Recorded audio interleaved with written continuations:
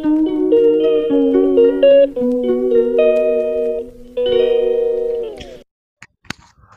Good morning, सत श्री अकाल, आदाब, नमस्कार, वणक्कम, जय हिंद दोस्तों। कैसे आप लोग? और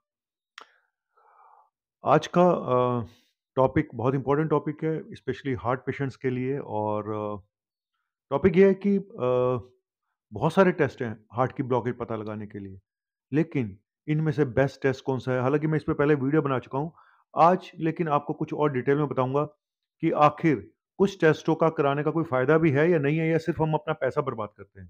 ठीक है, तो आज लाइन से शुरू करूंगा। देखो, हार्ट की ब्लॉकेज जब होती है तो हमारे पास दो तरह के टेस्ट होते हैं। एक होता है इन्वेजिव टेस्ट, एक होता है नॉन इन्वेजिव टेस्ट। ज्यादातर टेस्ट नॉन इन्वेजिव है। नॉन इन्वेजिव का मतलब कि बाहर से किए जाते हैं। मतलब आपको शरीर के अंदर कोई तार या कोई ऑपरेशन नहीं करना पड़ता। सिर्फ एक टेस्ट ऐसा है जो कि इन्वेजिव है, जैसे जिसको बोलते हैं इन्वेजिव एंजियोग्राफी, कोरोनरी एंजियोग्राफी, जिसमें कि हमें तार डालनी पड़ती है। चाहे हम हाथ के थ्रू डालें, चाहे हम टांग के थ्रू डालें, एक तार डाल के हार्ट के अंदर जाती है, जहाँ पे एक डाई दी जाती है और वो पिक्चर खींच ली जाती है। उसको बोलते हैं इन्वेजिव एंजियोग्राफी। बाकी सारे टेस्ट नॉन इन्वेजिव हैं, मतलब बाहर से किए जाते हैं। उसमें है TMT, echo, stress echo, calcium scoring, CT calcium, CT coronary angiography, या फिर स्ट्रेस थैलियम। तो ऐसे कार्डियक एमआरआई, तो ऐसे बहुत सारे टेस्ट हैं। लेकिन आज यही टॉपिक होगा, मेन टॉपिक ये होगा कि CT angiography versus invasive angiography. ठीक है, दोनों में से कौन सी बेटर है?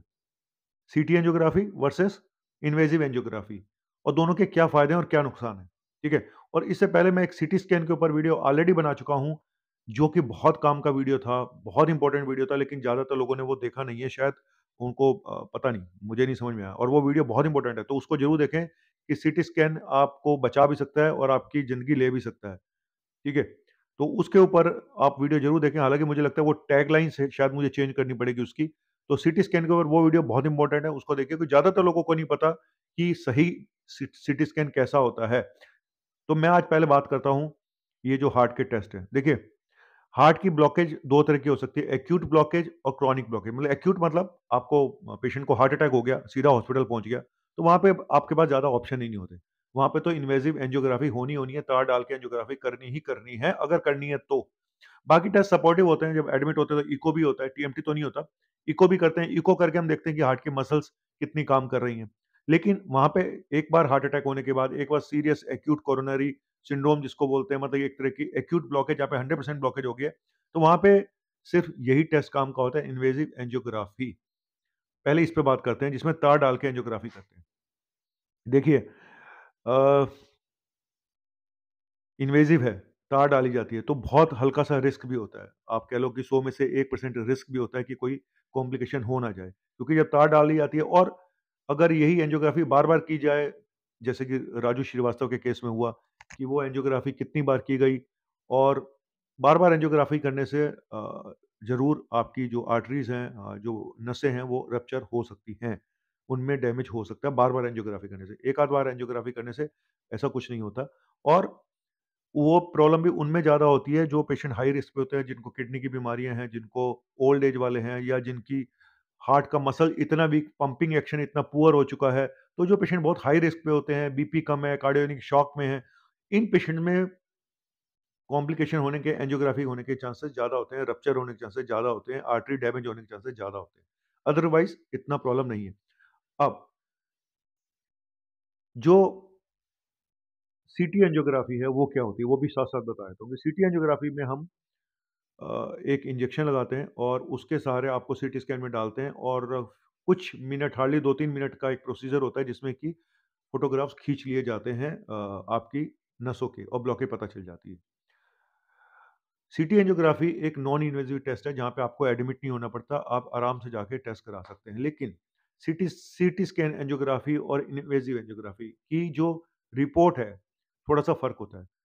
जो इन्वेजिव एंजियोग्राफी की रिपोर्ट अगर 100% एक्यूरेट होती है, अगर डॉक्टर 100% एक्यूरेट दे लिखे तो, ईमानदारी भी बहुत बड़ा इशू है इसमें, लेकिन 100% एक्यूरेट होती हैं। और जो सीटी एंजियोग्राफी है उसकी जो वो है एक्यूरेसी, वो 90% के आसपास होती है। देखो, जहाँ पे सीटी एंजियोग्राफी नॉर्मल आ गई, पहली बात तो सीटी एंजियोग्राफी किन पेशेंट की करनी चाहिए? उन पेशेंट जो स्टेबल पेशेंट हैं, जहाँ पे सिर्फ़ आपको एक डाउट है, आप सिर्फ़ अपने डाउट क्लियर करना चाहते हैं, आपको ऐसा कोई इमरजेंसी नहीं है। जहाँ इमरजेंसी है, जहाँ आपको पता है कि इसकी तो ब्लॉकेज है ही है, ऐसे पेशेंट में सीटी एंजियोग्राफी करा के फ़ायदा नहीं होता। ये सिर्फ़ एक सस्पिशन को, एक शक को दूर करने की वो है। बहुत सारे एंग्ज़ायटी के पेशेंट आते हैं, जिनको हमेशा डर लगा रहता है कि मुझे कोई हार्ट प्रॉब्लम है, मुझे कोई हार्ट, उनके लिए बेस्ट टेस्ट है। डरे हुए लोगों के लिए ये बेस्ट टेस्ट है, जो डरे हुए हैं, उनके लिए बेस्ट है। लेकिन क्योंकि ज़्यादा टाइम नहीं लगता है, ज़्यादा कोई बड़ा प्रोसीजर नहीं है। लेकिन साथ ही साथ क्योंकि इसमें डाई डाली जाती है, डाई उसमें भी दी जाती है इन्वेसिव एंजियोग्राफी में। इन्वेसिव एंजियोग्राफी में हार्डली 10-15 एमएल डाई दी जाती है, इसमें करीब 90 टू 100 एमएल डाई दी जाती है। तो अगर आपके किडनी फंक्शन टेस्ट कराना इसलिए ज़रूरी होता है क्योंकि डाई किडनी पे असर डालती है। अगर आपके किडनी नॉर्मल है तभी ये टेस्ट किया जा सकता है, और उस इसीलिए बोलते हैं कि पहले अपना ब्लड यूरिया क्रेटिनिन नाम का एक टेस्ट करा लें, और 1 हफ्ते के अंदर करा लें, ज़्यादा लेट टेस्ट की वैल्यू नहीं है। तो एक यही ड्रॉबैक है इस टेस्ट का कि किडनी फंक्शन टेस्ट आपके नॉर्मल होने चाहिए, सीटी एंजियोग्राफी के लिए। जो इन्वेसिव एंजियोग्राफी है, वहाँ पे डाई कम दी जाती है, तो किडनी डैमेज होने का खतरा उसमें कम होता है। तो जहाँ पे किडनी थोड़ी कॉम्प्रोमाइज़ है, वहाँ पे इन्वेसिव एंजियोग्राफी ज़्यादा बेटर है सीटी एंजियोग्राफी से, ठीक है? तो एक तो मैंने ये बताया। तो सीटी एंजियोग्राफी का मुझे लगता है एक ही साइड इफ़ेक्ट है।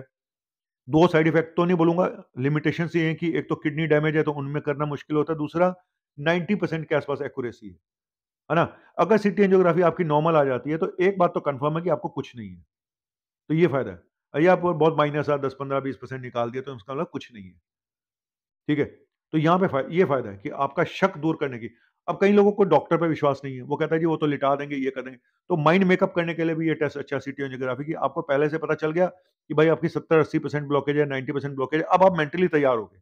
अब आपने अपने पैसों का जुगाड़ भी कर लिया, हर चीज़ का जुगाड़ करके तब आप हॉस्पिटल में गए, ठीक है? तो ये हो गया। तो मतलब माइंड मेकअप करने के लिए भी एक सिटी एंजियोग्राफी ज़्यादा बेटर है, जहाँ पे आपको ट्रस्ट फैक्टर भी होता है कि कहीं ज़बरदस्ती मेरे स्टंट डाल ना दें। कुछ डॉक्टर अगर करते हैं तो वही बात है कि फिर एक मन में ट्रस्ट फैक्टर थोड़ा कम हो गया, स्पेशली स्टंट को लेके, एंजियोग्राफी को लेके, इन प्रोसीजर में, क्योंकि जहाँ पे मैंने अक्सर देखा, मैं आज सच बताता हूँ, कड़वा सच, जहाँ लोगों के सीजीएचएस का पैनल है, या दूसरे पैनल हैं, सरकारी पैनल है, वहाँ पे थोड़े गोरख धंधे ज़्यादा होते हैं। सब नहीं करते लेकिन कुछ केसेस में होते हैं, क्योंकि इन केसेस में पैसा मिलता नहीं है हॉस्पिटल को, तो यहाँ पे मैनिपुलेशन होने के, यहाँ पे माल प्रैक्टिस होने के खतरे इन पैनल वालों में ज़्यादा होते हैं। ठीक है? तो चलिए इस टॉपिक को अलग से छेड़ेंगे किसी दिन। टॉपिक ये नहीं है, टॉपिक ये है कि CT angiography versus invasive angiography. तो समझ गए आप? इमरजेंसी में, एडमिट पेशेंट में इन्वेसिव एंजियोग्राफी, जो पेशेंट स्टेबल हैं, जहाँ डाउट है, डाउट क्लियर करने हैं, वहाँ पे सीटी एंजियोग्राफी, जो स्टेबल पेशेंट है और जिनकी किडनी ठीक है। ठीक है? लेकिन एक्यूरेसी के मामले में इन्वेसिव जो तार डाल के करते हैं वो 100% एक्यूरेट होती है, लेकिन ये भी 90% तक एक्यूरेट होती है सीटी एंजियोग्राफी। लेकिन अगर ये नॉर्मल है तो समझो सब कुछ नॉर्मल है। 2 टेस्ट मैंने बता दिए। अब आते हैं बाकी टेस्टों पे। इकोकार्डियोग्राफी हार्डली 65% एक्यूरेसी है। उसके बाद आते हैं टीएमटी, 65% एक्यूरेसी है। गलत भी आ सकती है रिपोर्ट, नेगेटिव भी आ सकती है, पॉजिटिव भी आ सकती है। दोनों आपकी ऐसे-तैसी कर सकते हैं। तीसरा होता है स्ट्रेस इको, जिसमें कि आपको दौड़ाया जाता है, साथ-साथ टीएमटी इको इकट्ठे होते हैं। वो 70% तक उसकी एक्यूरेसी, 70 या 75% तक। तो कोई भी टेस्ट ऐसा नहीं है जो सी एंजियोग्राफी के नज़दीक हो। अब आते हैं स्ट्रेस थैलियम, वो भी यही है, 75-80%, 85% तक उसकी वैल्यू है। ठीक है? हालाँकि इस पे मैं खुलासा भी करूँगा, एक आपको बताऊँगा कि डॉक्टर, एक बहुत नामी-गिरामी डॉक्टर हैं दिल्ली के, उनका तो आज मैं भांडा फोड़ूँगा, आज नहीं तो कल परसों मैं फोड़ूँगा, और काफ़ी बुड्ढे से हैं। कुछ लोगों को हिंट मिल गया होगा। तो वो किस तरह से आप लोगों का सी बनाते हैं, सी काटते हैं, वो मैं आपको बाद में बताऊँगा। एनीवेज़ चलिए छोड़िए। ये हो गया, और उसके बाद आता है स्ट्रेस थैलियम के बाद सीटी कैल्शियम स्कोरिंग। सीटी कैल्शियम स्कोरिंग भी एक अच्छा टेस्ट है, लेकिन सीटी एंजियोग्राफी जितना अच्छा नहीं है। लेकिन सीटी कैल्शियम स्कोरिंग 400 से ऊपर है तो चांसेस ज़्यादा होते हैं आपकी हार्ट ब्लॉकेज होने के, ये भी बात कन्फर्म है। लेकिन काफ़ी ये 100% ट्रू नहीं है ये भी बात। तो सीटी कैल्शियम स्कोरिंग में सबसे बड़ा फ़ायदा है कि आपको डाई नहीं देनी पड़ती, आपको कोई इंजेक्शन नहीं लगाना पड़ता।